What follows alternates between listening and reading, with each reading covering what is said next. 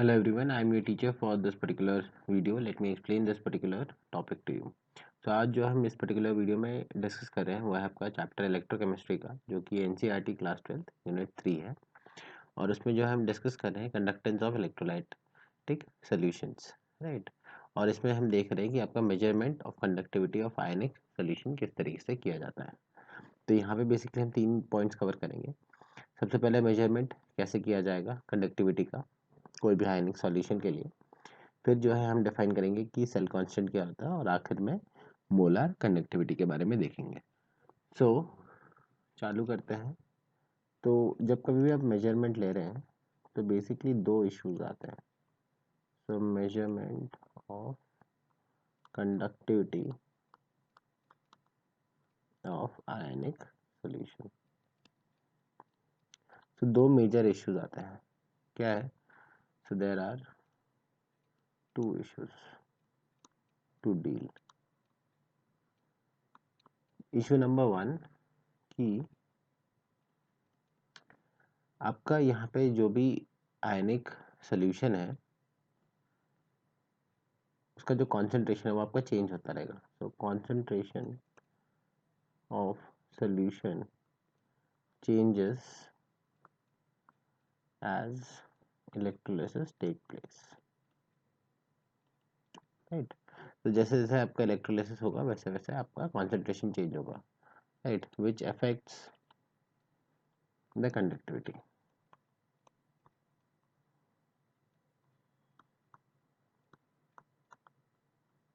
और दूसरा प्रॉब्लम है कि it is in liquid state, मतलब नॉट अ सॉलिड। सॉलिड नहीं है कि आप जो है रख के मेटालिक वायर की कंडक्टिविटी लेंथ बाय एरिया वैसे करके रेजिस्टेंस के निकाल लें, राइट। तो यहाँ पे जो है आपका लिक्विड स्टेट में तो अलग तरीके से डील करना पड़ेगा। तो इसका सोल्यूशन क्या है? इसके दो सोल्यूशन निकले। तो पहले वाले प्रॉब्लम का सोल्यूशन ये है कि we use AC current. AC current क्या होगा? Alternative current, right.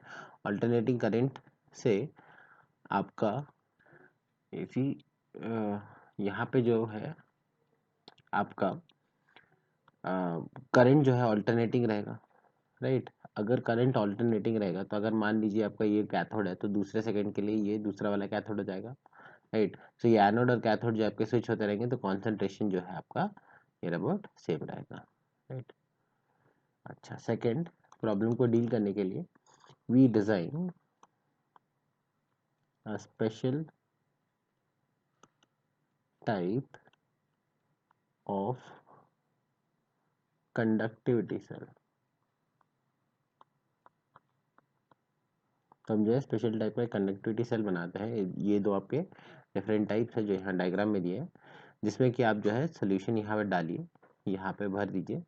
और यहाँ पे स्पेशल बात क्या है कि L and A will be fixed,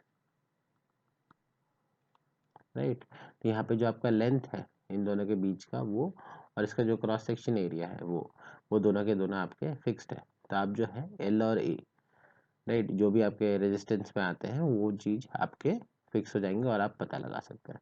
तो इस तरीके से जो है आप कंडक्टिविटी मेजर कर सकते हैं। तो जब कभी भी हम बात करते हैं सेल कांस्टेंट की, है ना। अब सेल कांस्टेंट को डिफाइन कैसे किया जाता है? सेल कांस्टेंट को अगर हम देखें तो आप रेजिस्टेंस को लिखते हैं R is equal to rho into L by A के बराबर, राइट। और यहाँ पे ये जो रो लिखा है आपने इसको आप क्या कह सकते हो? 1/, कप्पा कह सकते हो, दैट इज एल बाई ए होगा, राइट। सो यहाँ पे जो आपका एल बाई ए है इसको हम कह रहे हैं आपका G star, that is basically our cell constant. Cell constant आपके जो है लेंथ और area of this platinum rod जो भी यहाँ पे आप देख रहे हो उस पर डिपेंड करेगा, राइट। और वो चीज़ कांस्टेंट रहेगा। आप यहाँ पे सोल्यूशन चेंज करेंगे तो उसकी कंडक्टिविटी चेंज होगी और रेजिस्टिविटी चेंज होगी जो आपस में एडजस्ट कर लेगी, राइट। सो यहाँ पे हम जो है फाइनली लिख सकते हैं कि आपका जो सेल कांस्टेंट है जी स्टार वो होगा आपका आर इंटू कप्पा के बराबर, राइट। सो यहाँ पे आपका आर क्या है, रेजिस्टेंस है,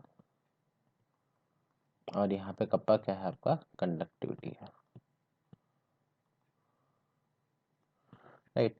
सो हम जनरली जब डिटर्मिनेशन करते हैं सेल कांस्टेंट का, तो हम यहाँ पे लिख सकते हैं कि the cell constant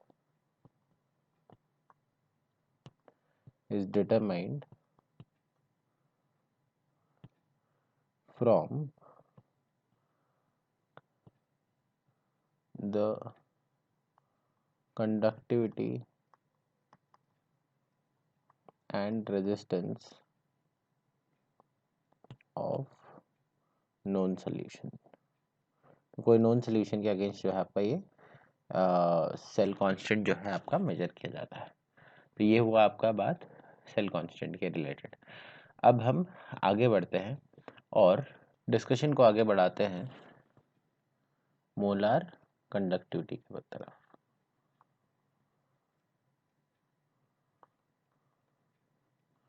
right.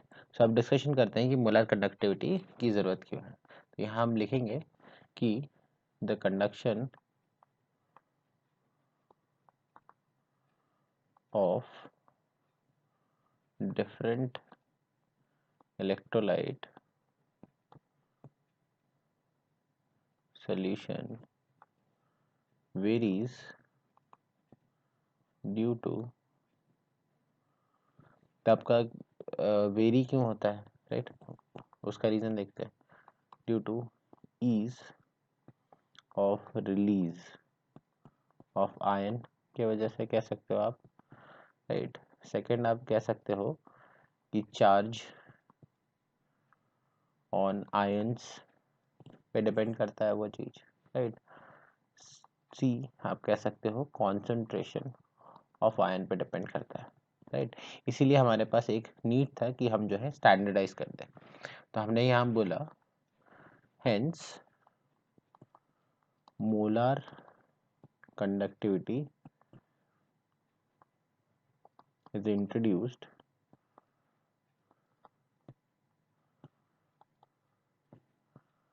and defined by, right. तो अब डिफाइन कैसे किया जाता है। सो यहाँ पे जो है मोलर कंडक्टिविटी को लैम्डा, कैपिटल लैम्डा से डिनोट किया जाता है, और यहाँ पे नीचे m लिखा जाता है। दिस इज इक्वल टू आपका जो कंडक्टेंस है, कंडक्टिविटी है, डिवाइडेड बाय c। तो यहाँ पे आपका कप्पा जो है वो है आपका कंडक्टिविटी,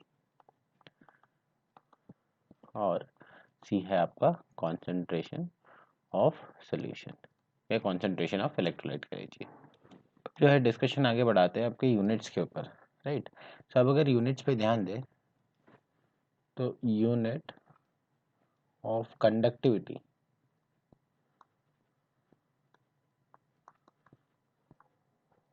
होता है आपका सीमेन पर सेंटीमीटर के बराबर।